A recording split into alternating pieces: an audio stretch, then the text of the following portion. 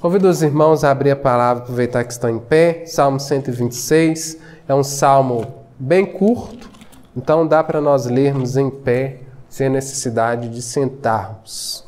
Amém? Salmos 126, verso 1 em diante. Como eu brinco com o pastor Gerro, vou tentar ser breve, em nome de Jesus. Hoje nós vamos ainda participar da ceia, vamos relembrar o que o Senhor fez por nós e anunciar a morte do Senhor até que Ele venha. Amém? Os irmãos acharam? Salmo 126, verso 1 e diante, diz assim: Quando o Senhor restaurou a sorte de Sião, ficamos como quem sonha. Então a nossa boca se encheu de riso e a nossa língua de júbilo. Então, entre as nações se dizia: grandes coisas o Senhor tem feito por eles. Com efeito, grandes coisas fez o Senhor por nós. Por isso estamos alegres. Restaura, Senhor, a nossa sorte, como as torrentes no Neguebe. Os que com lágrimas semeia, com júbilo ceifarão. Quem sai andando e chorando, enquanto semeia, voltará com júbilo, trazendo os seus feixes. Pode se sentar. Estava olhando a mensagem do pastor Gerdo do domingo passado, ele explicou muito bem o que é renovar, o que é transformar, então eu não vou ficar me ater a esses termos, vou falar diretamente ao texto. E já falando do tema da mensagem, já fiz aqui meu para casa antes que o pastor Gerdo me cobra. Grandes coisas tem feito o Senhor, por isso estamos alegres. Eu não sei se os irmãos perceberam, eu trago uma série de mensagens, não intencionalmente, mas de forma, uma provisão de Deus. Tenho falado muito sobre tristeza, tenho falado muito sobre como viver os dias maus.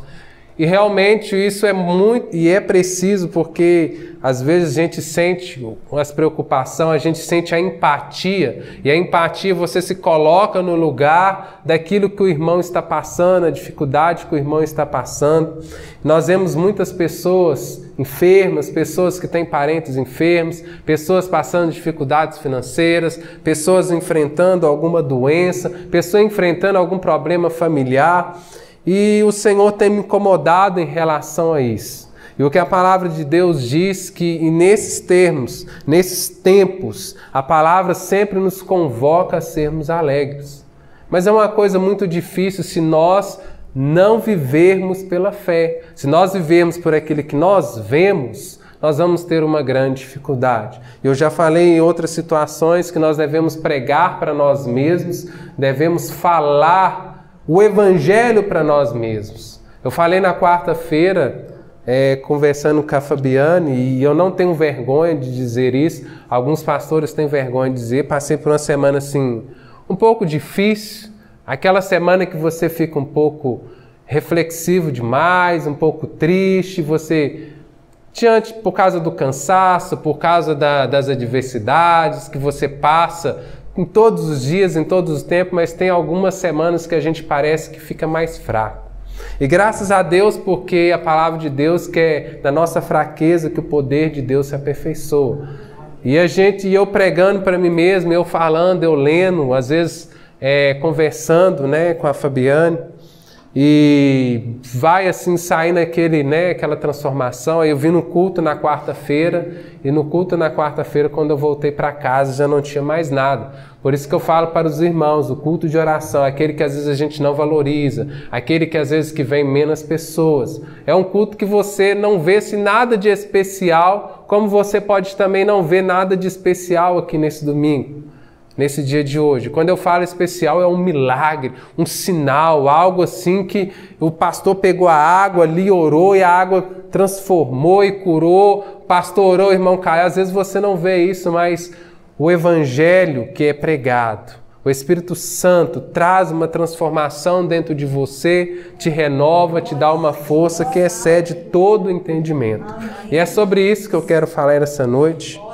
E é difícil permanecer alegre. E eu gostaria de falar, antes de expor o texto, falar um pouco do contexto, um pouco da situação que aquele povo estava ali. Aquele povo, eles estavam numa nação que eles foram tomados. O reino do sul foi levado cativo pela Babilônia. O povo considerado o povo descendente de Judá, juntamente com a tribo de Benjamim, foram levados pela Babilônia. E a Babilônia era um reino que conquistava e levava os seus prisioneiros para outra terra. Chegava lá, misturava com outras nações que eles já tinham conquistado. Então o povo estava longe da sua terra, estava longe do templo do Senhor, porque o templo ali no Antigo Testamento não é como o templo de hoje para nós. Aqui nós nos reunimos, nós sabemos que o Espírito Santo foi derramado, então ele habita dentro de nós. Mas Deus, no Antigo Testamento, se manifestava no templo. Então para eles não era só ter sido humilhados, não era só ter sido levado para outra terra, não é só ter sido misturado com outro povo, mas também eles não estavam presenciando ali a presença de Deus através do culto. Eles não poderiam sacrificar, eles não tinham sacerdotes. Então esse é o contexto. Mas nós sabemos, ou se você não sabe, depois do reino da Babilônia veio o reino persa. E o reino persa conquistou a Babilônia.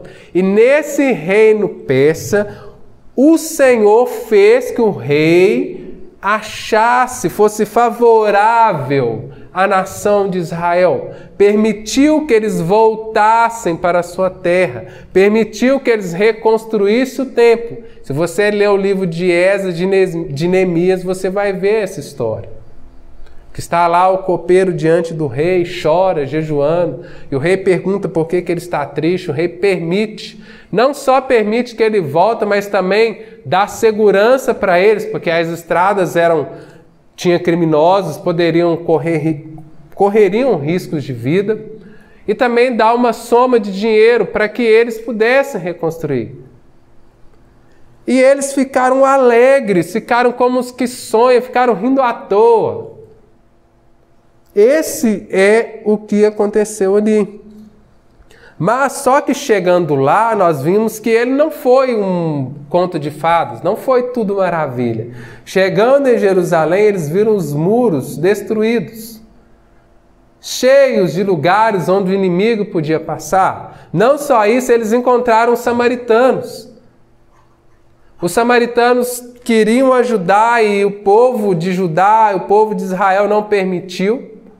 E eles foram hostilizados, eles que tramavam, eram caluniados por aqueles povos inimigos ao redor, porque não queria que Israel ficasse na sua terra. Eles não queriam que Israel fosse repatriado.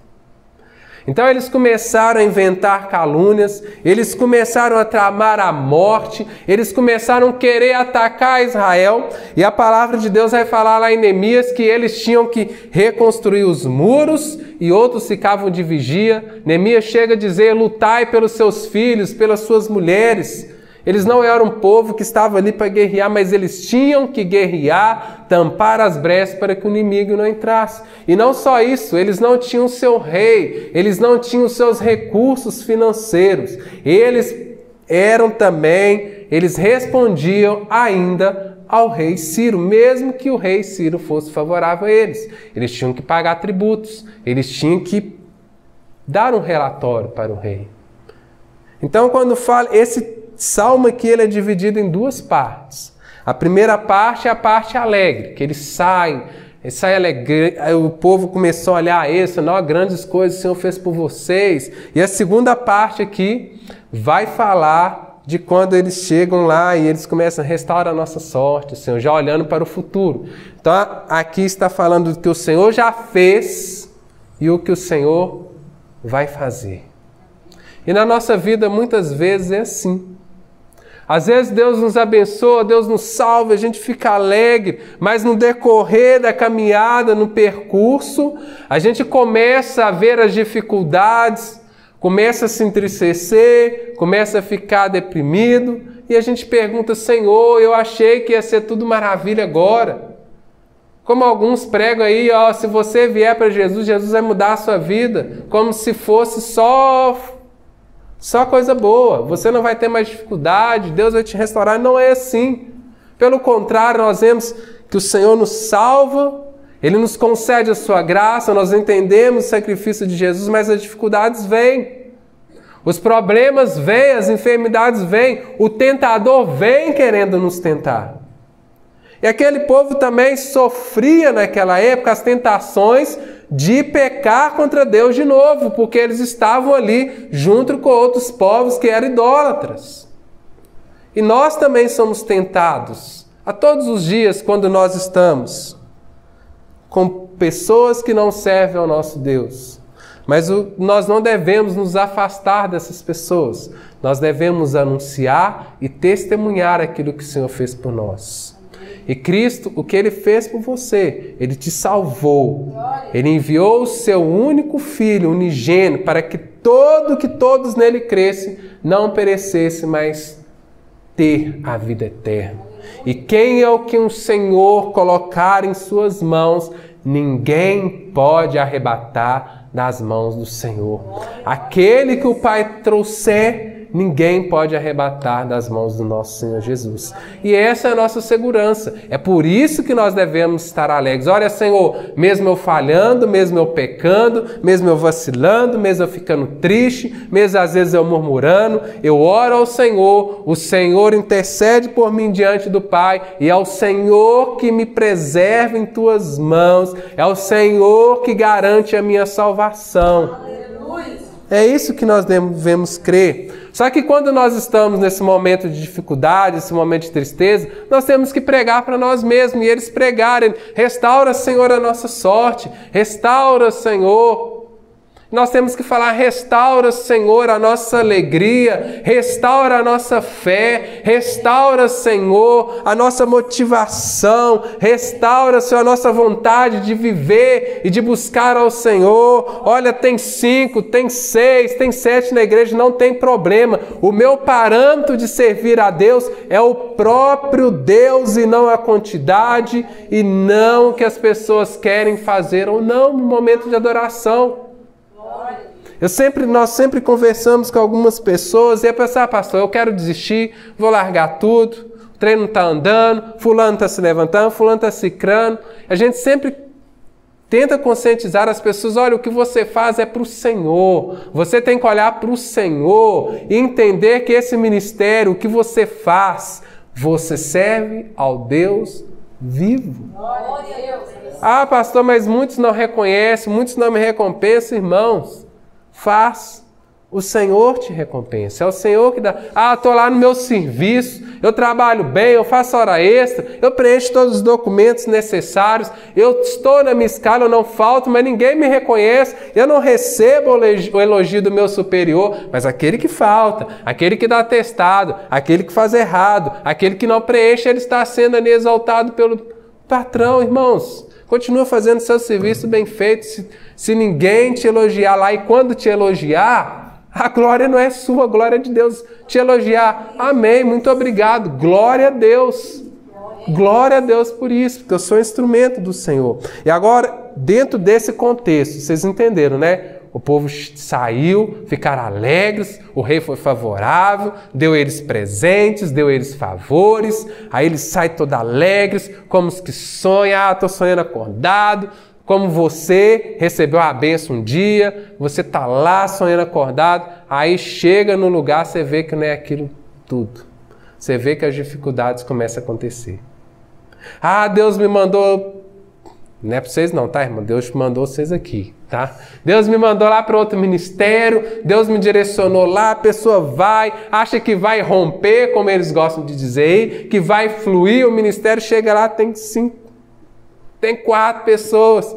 Aí aqui você fazia só louvor. Lá você tem que fazer louvor, você tem que mexer na mesa de som, você tem que pregar, você tem que varrer, você tem que limpar, você tem que receber os irmãos, você tem que ser o diácono, você tem que ser tudo. Aí você fala: Senhor, mas foi o Senhor que me enviou para cá.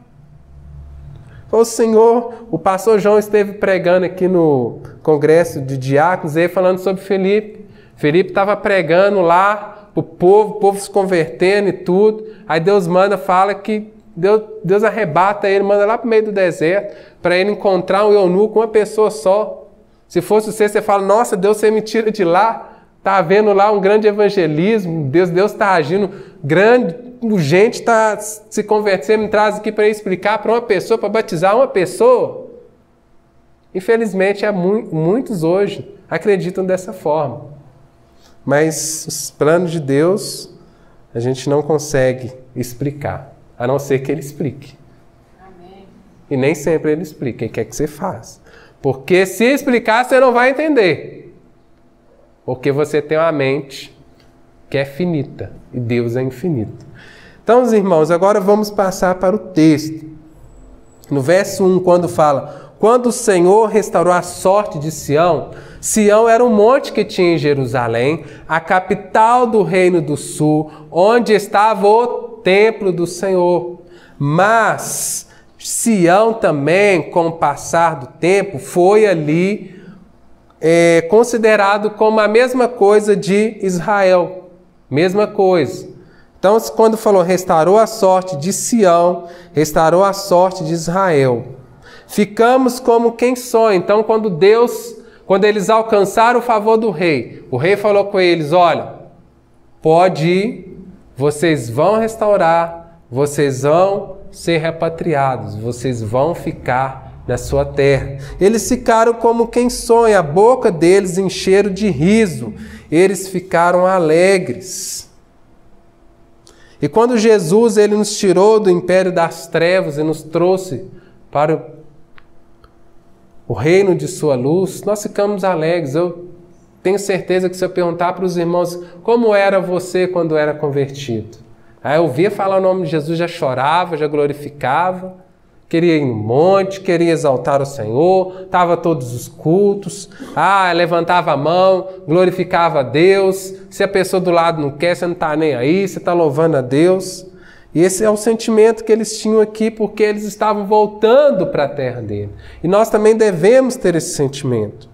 Fala então que então a nossa boca, verso 2, então a nossa boca se encheu de riso e a nossa língua de júbilo, ou seja, de alegria. Então entre as nações se dizia, grandes coisas o Senhor tem feito por eles.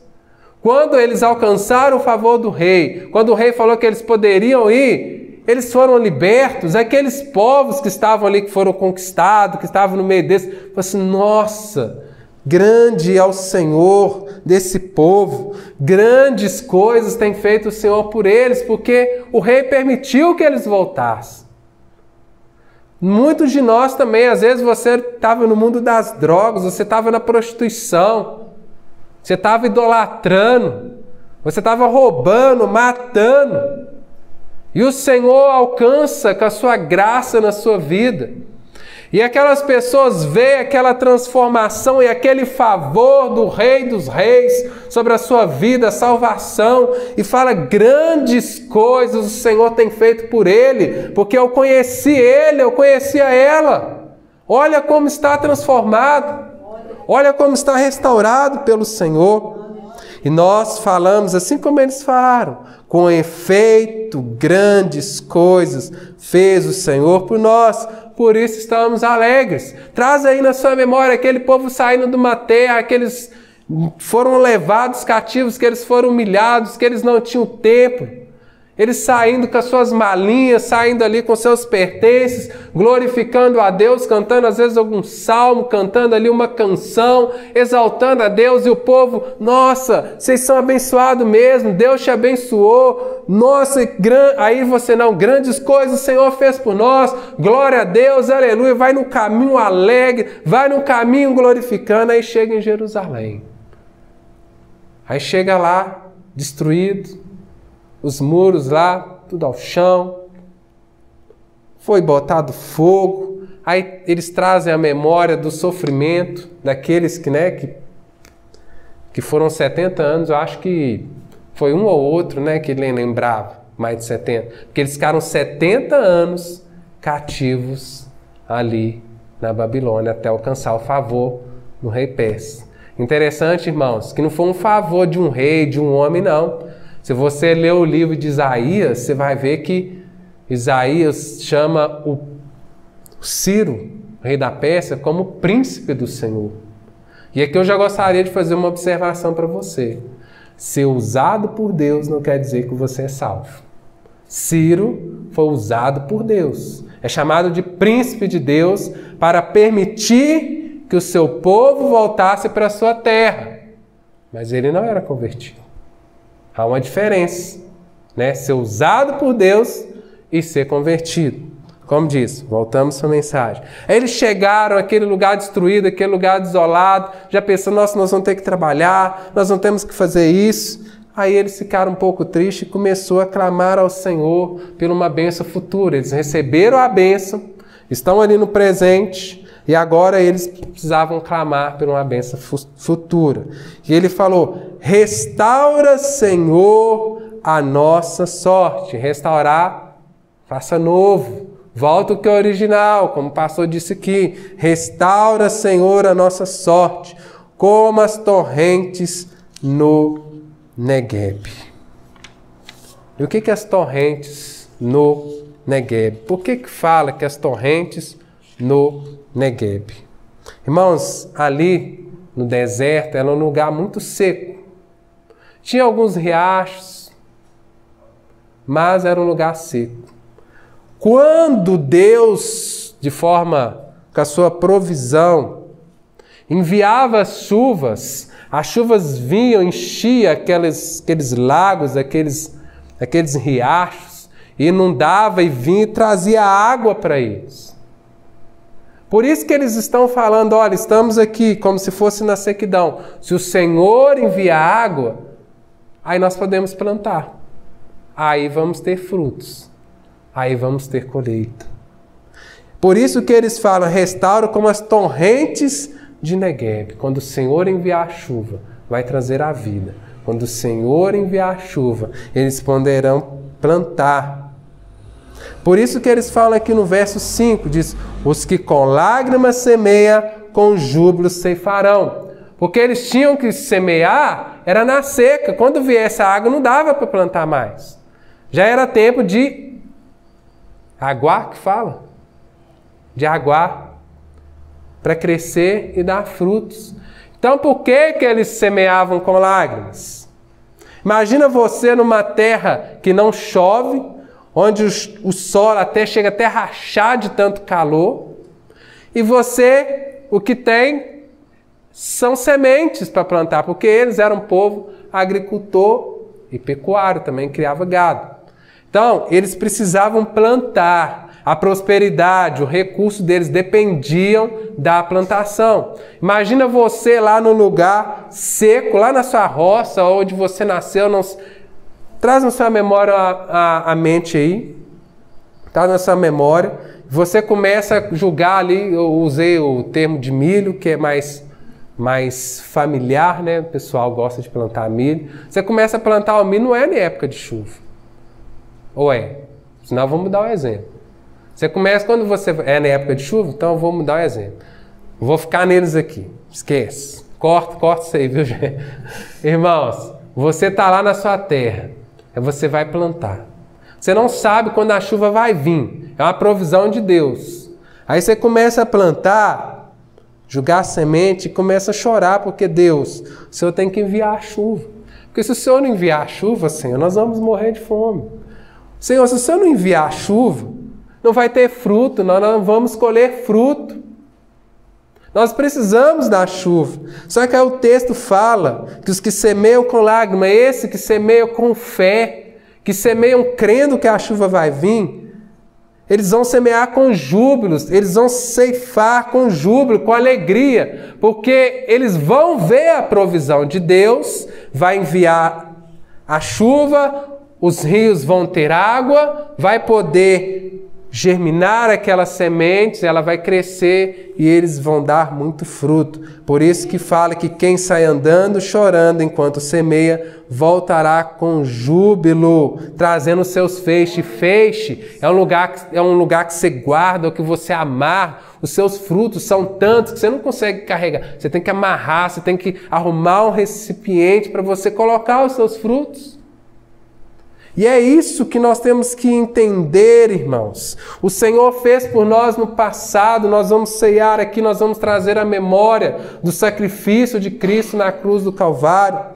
Mas chega algum momento da nossa vida que nós precisamos lembrar do que Ele fez e trazer à memória o que nos traz esperança, o que Ele ainda vai fazer. Porque aquele que morreu, ressuscitou, prometeu que vai voltar. E essa que tem que ser a nossa esperança. Quem dera a Deus um dia eu receber a revelação de Deus, eu poder olhar para vocês e falar assim, olha irmã, Deus está mandando te dizer que Deus vai te restaurar, Deus vai mudar aquela situação, mas isso não... a sua fé não pode depender disso. Se vier uma dádiva, se vier um presente, a sua fé tem que depender do que Ele já fez e o que Ele vai fazer. Então o povo clamou ao Senhor por isso. E isso é o que aconteceu com eles. Eles estão como os que sonham. Eles receberam a bênção no passado, tiveram dificuldades, e agora eles clamam ao Senhor pela bênção futura. E essa deve ser a nossa esperança. Quer estar feliz? Quer ser alegre? Prega para você mesmo o que Jesus fez por você. O que Jesus fez por todos aqueles que creram no seu Evangelho. E no momento de dificuldade você possa clamar ao Senhor, Senhor, volta, Senhor, eu espero pelo Senhor, restaura minha sorte, muda, me ajuda. Eu estava lendo num livro, para concluir, lendo num livro, um grande pregador, chamava Charles Spurgeon, considerado o príncipe dos pregadores. Ele tinha um templo, onde as pessoas, milhares de pessoas iam ouvir o Evangelho. E uma vez, um brincalhão gritou lá, incêndio, é fogo, é fogo. E as pessoas saíram no desespero, pisotearam algumas pessoas morreram. E as pessoas ficaram acusando ele, a imprensa naquela época acusou ele. E ele viu aquela cena, e não pense você que é por causa de falta de oração, porque no seu templo tinha um anexo que ficavam os intercessores orando por ele enquanto o culto estava ali. Não pense você que é por falta de Deus, porque Charles Spurgeon era convertido, era usado por Deus, pregava o Evangelho como ninguém naquela época e foi usado por Deus. Mas teve uma situação difícil. Sabe o que ele fez? Ele procurou sim, o tratamento, mas o que ele falava, que ele fazia nos dias sombrios, como ele dizia, ele pegava a Bíblia e pregava para ele mesmo. Imagine você, 30 anos na igreja, 20, 10, conhece a Bíblia, já viveu experiências que se você contar para alguém, a pessoa nem acredita, acha que é até mentira, de tão milagre que é. E agora você está num momento de tristeza. E às vezes você mesmo começa a se culpar. Cadê aquela sua fé que você tinha? Aquilo não era fé, não. Aquilo lá era fogo de palha. Você começa a se culpar, o inimigo usa isso para começar a te culpar. Você faz tudo errado, não dá certo. Ah não, sua fé é pequenininha, por isso que está acontecendo. Você tem que fazer como ele fez, irmãos. Como eu fiz, como muitos fizeram. Pregar para você mesmo. Pega palavras que falam sobre renovo. Aqueles que confiam no Senhor serão renovados. O Senhor vai te restaurar. Começa a pregar para você. Pega versículo, prega no seu guarda-roupa, prega na sua televisão. Na hora que você for ligar a televisão, está lá o versículo. Prega lá no banheiro, quando você for tomar banho atrás da porta, lá onde que tem lá o cartãozinho da zoonose, que você sempre dá uma lidinha na hora que você fecha a porta do banheiro, o dia que ele visitou lá, prega lá embaixo, para você ler também, começar a pregar para você mesmo. Ah, pastor, não adianta. Vai adiantar, irmão. Porque o Espírito Santo, Deus é assim.